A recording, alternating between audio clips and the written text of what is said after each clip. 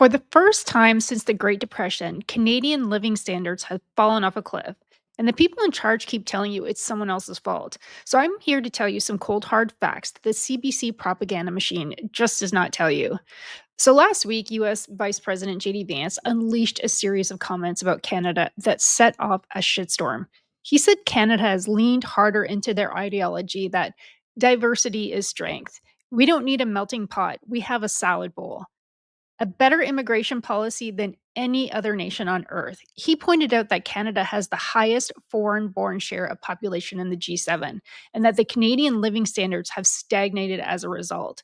Then he added this gut punch. With all due respect to my Canadian friends, whose politics focus obsessively on the United States, which they all do, your stagnating living standards have nothing to do with Donald Trump or whatever boogeyman the CBC tells you to blame. The fault lies with your leadership, elected by you. Canadians went batshit crazy online. God, on X, they just literally blew up. It was like a blitz of defensiveness, which is part of court for the course when it comes to liberals. I find that they're so defensive when you start throwing some facts at them. Like even the politicians were condemning him. Canadian propaganda machine, machine media called it interference. So I wanted to go over the facts here and some of my interpretations of the numbers. I believe that data proves he's right. Liberals don't like facts to get in the way of a good story. And I found this meme. I thought it was so accurate. To anger a conservative, lie to him. To anger a liberal, tell him the truth. And this is what I want to talk about today. It's like you can argue back and forth, and I see a lot of my comments online. They're like they come up with these arguments, but great, have an argument, but just back it up with some facts. And I'll do my research. So if someone sends me a comment and I'm thinking that doesn't seem right, I'll go back and do my research before I respond. Because unless you live in a world of facts, like my dad used to say, well, like, the sky needs to be blue in everybody's world. Because if we're not living in the same world with all the same facts, it's like it's not a fair argument. And this is why I wanted to look at the facts. And JD Vance, I don't know if he was looking at the facts, but he definitely has definitely a good point of view because I think he nailed it.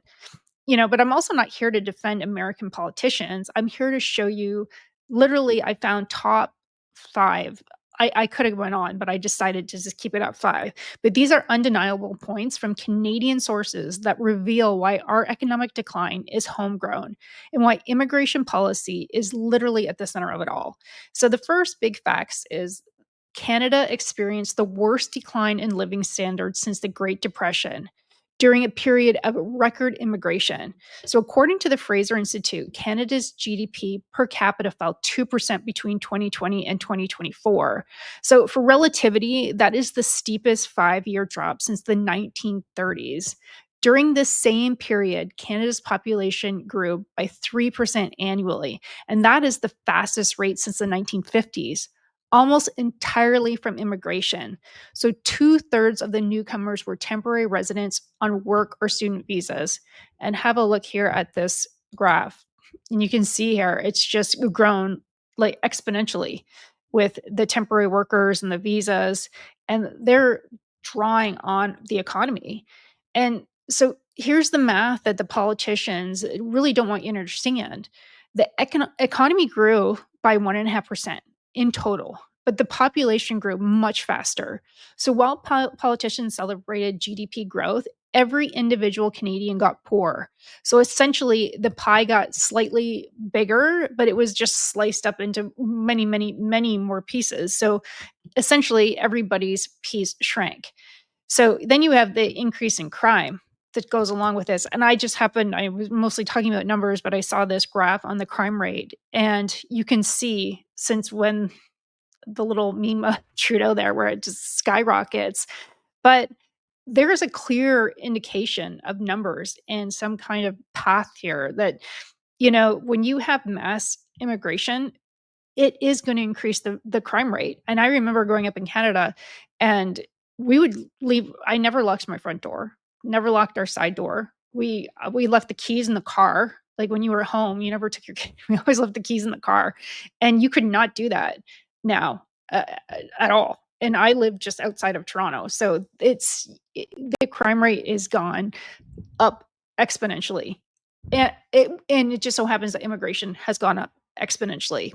Correlation, you know, I think so, but, you're looked bad upon if you try to make any connection there. And so my second point was that the Canada has the highest immigration population share in the G7 and the worst economic performance. So just let that sink in for a second. Vance was absolutely correct on this fact. Canada's foreign born population is now the highest in the G7. And during that exact period, this demographic shift accelerated. Canada posted the worst GDP per capita performance of all 38 OECD countries. So the OECD is essentially it's an organization for economic cooperation and development. These countries literally help build strong, fair economies, and they set standards and they try to help each other find solutions with their economic problems. And even the OECD projects Canada will rank dead last for economic growth through 2060. They predicted 0.7% annual growth between 2020 and 2030. Instead, Canada has gone backwards by 2%. And this isn't about the quality or character of immigrants, it's about volume and economic absorption capacity. When you add people to the economy faster than you add productivity, capacity, everybody gets poorer. And here you can see the graph, it just goes all the way down. And if you notice, if you look, I'll pull it up even closer. So you can see that Canada is way down here, and even Mexico is ahead of us. So those numbers are not good.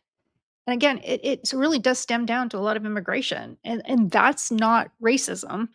That's just plain old arithmetic. A lot of immigrants come back to they come to Canada and they literally soak up the system. I've seen videos on social media and they just show immigrants that are literally telling people in these TikToks and their Instagram posts, like, how to get free shit in Canada, like how to get free lunches, how to get free, how to scam the unemployment system. All these ways to scam the system, and it absolutely infuriates me. And that is not what the system was designed for. And what pisses me off the absolute most is because I'm a multi generation Canadian. Like, our families created the safety net with their hard earned money, and it's not to be soaked up by freeloading immigrants. My dad is like, I've told the story before. My dad was a politician. He is an NDPer, and he is as far left as left can be, borderline communist. And he believes in the social system. And we used to always argue back and forth. And this is back when I was a kid. So immigration wasn't what it is like now. But we would always talk about, my dad used to call it the social umbrella or the social net that, you don't really appreciate it till you really need it. And I really believe that what he was fighting for and what he was trying to why he got involved in politics was to create this social net and not have the big corporations steal, like, not steal, but keep all their funds, and but to bring it back into the system and have workers, have good wages, unions, have, if you lose your job, then there's like a social net there that will help you out, through unemployment. We used to give, when we would grow out of all our clothes, we would pack them all up and we would bring them to, it was called the Yellow Brick House. And it was where women would go if they were battered or in a bad situation. They could just pick up their stuff, their kids, and then just go to this Yellow Brick House, all probably funded by the government. But that's what this is for. It's not for immigrants to come over here and like suck up the system and figure out ways to get free shit and free healthcare and everything else. And that's what really truly like infuriates me when I see that. Like, when I see those memes or those TikToks, it blows my mind. It really does. Anyways, I digress. But so then we get to, and then people also want to call you racist for saying that, which really infuriates me because it's not about that. I don't care what color, creed, whatever, you can't come into somebody else's country and just soak up the social system. And like I said, from our generations, we created this social net, like our family, like your grandparents, their grandparents, like we built this system and they're just infiltrating it and trying to suck up the resources that we've created. Um, anyways, we'll go on to Canadian businesses because there's another reason for this decline in Canada's standard of living, and it's because Canadian businesses, they are investing embarrassingly little in rapid population growth. It just makes it worse. For every dollar of new equipment and machinery American workers receive, Canadian workers just get 55 cents on the dollar. And compared to all the OECD countries, the average, they get 66 cents on the dollar. So now you add record population growth to this equation. Not only are Canadian businesses investing less per worker than our competitors, but are also dividing that smaller investment amongst more and more workers every year. The capital to labor ratio, and that's the amount of equipment and tools each worker has been falling since 2015. This is the primary driver of our productivity collapse. You cannot import a million people a year while businesses invest. All their investment is literally declining and declining, and expect living standards to rise. It's just literally, it's economically impossible. It brings me to my next point of Canada's productivity crisis has reached emergency levels, and that's according to the Canadian Central Bank.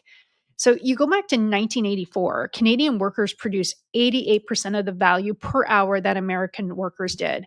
By 2022, it has collapsed to just 71%. The Bank of Canada's senior deputy governor calls this an emergency.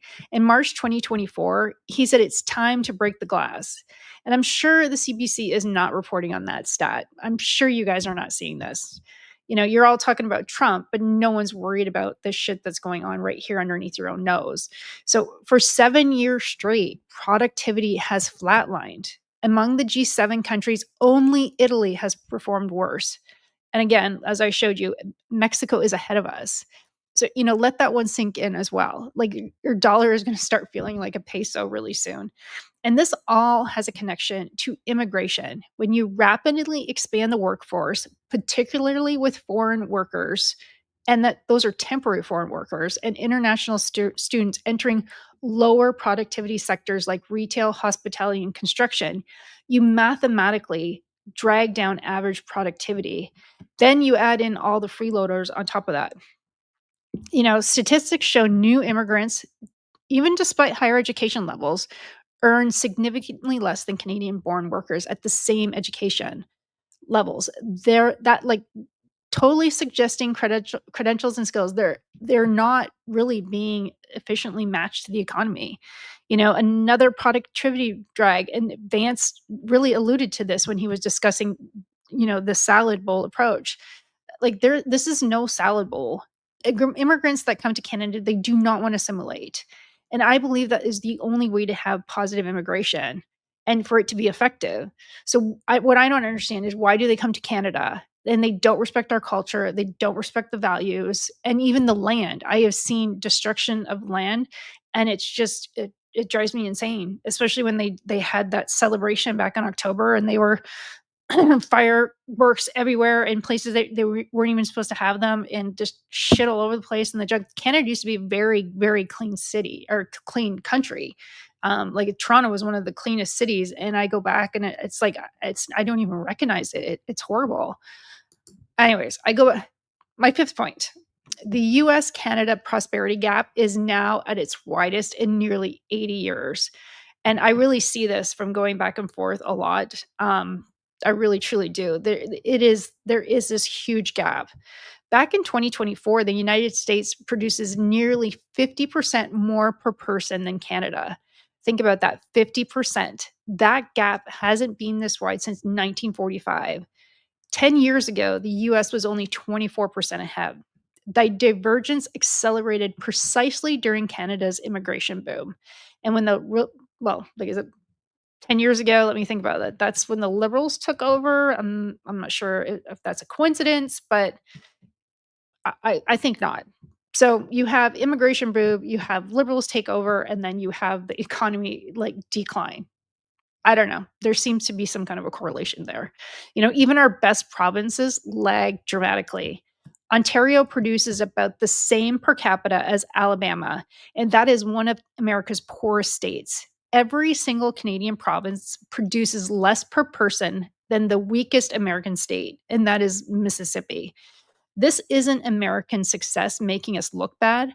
Other countries kept pace. This is Canadian policy failure. It is literally pulling us down. And that is the liberal policies, of course. So I just want to get a whole check on this immigration, and it's a check on reality. And I want to address the diversity is our strength salad bowl comment that made everyone so angry.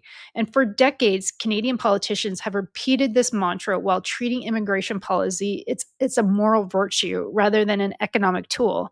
So the assumption was more immigration always equals more prosperity. Questioning the pace or composition of immigration got you literally labeled as intolerant or a racist. And that is the defensiveness that comes straight out when you say any of this. My mom is a big time liberal, and she's always like, "We need immigration. We need it for prosperity."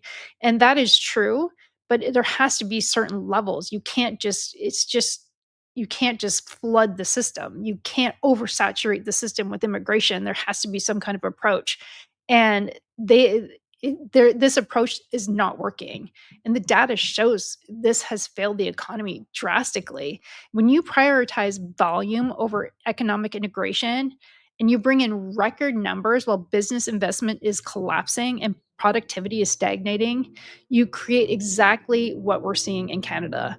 More people competing for stagnant economic output. My cousin's kid, they live in Richmond Hill, just outside of Toronto. He's home for the summer, and I saw him back in June, and he's like, I can't find a job. And he's right outside of Toronto, and he said, "All my friends can't find a job. We have to literally go up to Northern Ontario to find some kind of construction job." And he's like, "I can't even get a job at Tim Hortons because, the immigrants, like the Indian people, and this kid is half Asian. So he's a minority sort of, but he doesn't really look like a minority. But he's like, I can't get a job at Tim Hortons. I all the Tim Hortons are owned by Indians, and they don't want to hire me.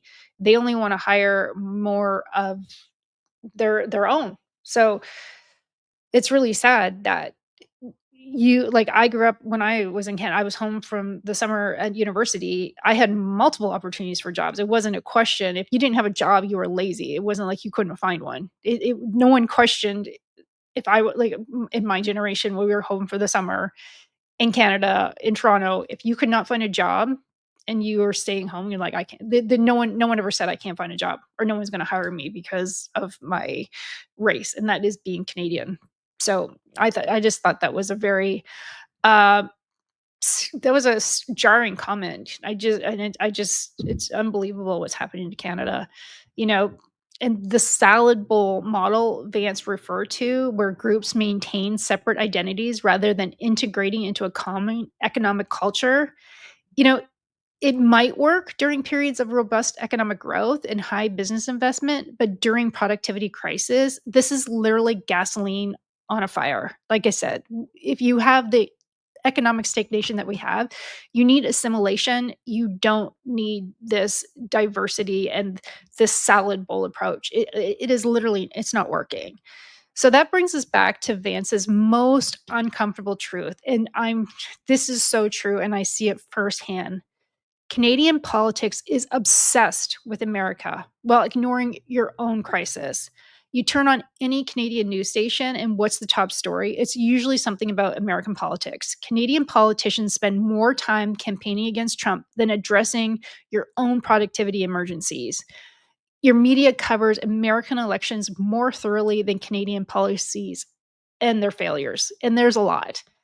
This obsessive focus on the United States serves a purpose, and if this is done, like I said, this is propaganda at its finest because it distracts from domestic failures. It's easier to make Canadians angry about what's happening in Washington than to explain why their paychecks don't go as far as their parents did. Their propaganda machine, like I said, this is a fine-tuned machine, and they have a monopoly in Canada. and the federal government is even paying for it. The CBC is never gonna is think about if the CBC never talked about the United States and only talked about Canada and what's going on in Canada and the problems that you're having, how their programming would change and people would have like, the animals would awake. I really truly do. The farm would be in trouble, and that's what they don't want. They don't want the animals to know the truth. They don't want the animals to know the facts. If you're focused on the United States, you're not focused on what's going on in Canada right underneath your nose, and that's exactly that the approach, and that's what they keep feeding nonstop.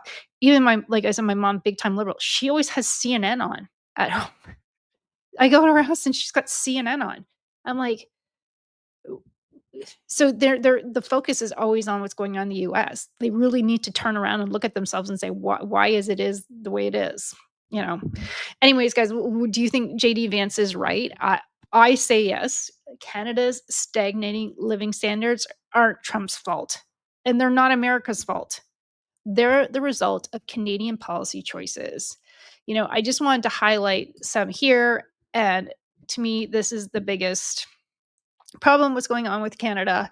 Like I said, I did a lot of research on this, and this is what I picked out as the top. There's much more, but I really had to kind of limit it before I lose everybody's attention. But immigration levels that vastly exceeded our economic absorption capacity. You have a salad bowl approach that prioritizes demographic change over economic integration. And then you have weak incentives for business investment, rising regulatory burdens that discourage growth, and a political culture that treats questioning or any of these as moral failure rather than economic necessity. And so, guys, these changes, this really comes down to the leaders. And these are choices made by Canadian leaders, elected by Canadian voters, and they're cheered on by the media who actually pays the federal government, who pays their salaries, and defended by Canadian institutions. So the question is, are you going to keep being outraged at American politicians who point out our failures? Or are you going to demand leaders make hard choices needed to restore Canadian prosperity? I'm telling you, right now, Canada is becoming the poorest country in the developed world. And screaming about JD Vance won't change that. Only like the changes have to be made. And those changes start with Canadians demanding honesty from their leaders about what's actually causing their decline. And the fault lies with these guys, your leaders. And so these guys are elected by this is who you elected. These goofballs. And I'm sorry, I don't I'm a big fan of Polyev, but Carney, and then they just passed that huge budget. It's just putting more and more pressure on the economy. You're going more and more in debt, and it'll be interesting to see what happens. You are already lagging behind all the other in the GDP and the G7, and there's creating a bigger budget. Yes, it's going to get more investments, but there's so many red taped and burdens to get through all the regulations, and it will be. I think it's even all the investments that going into Canada. It's going to be a long time before you see any. Like I don't think like my kids' generation is going to see the benefits of this budget anytime soon. My kids will probably in their mid-20s by then, and off into a career where I don't know, maybe it'll affect them at some point, but I don't see this affecting anybody in the near time future. So, anyways, guys, please like, subscribe, share. Let me know your thoughts and what you think. And like I said, probably lost a lot of liberals during this video because they don't really like to hear that sometimes it's look in the mirror.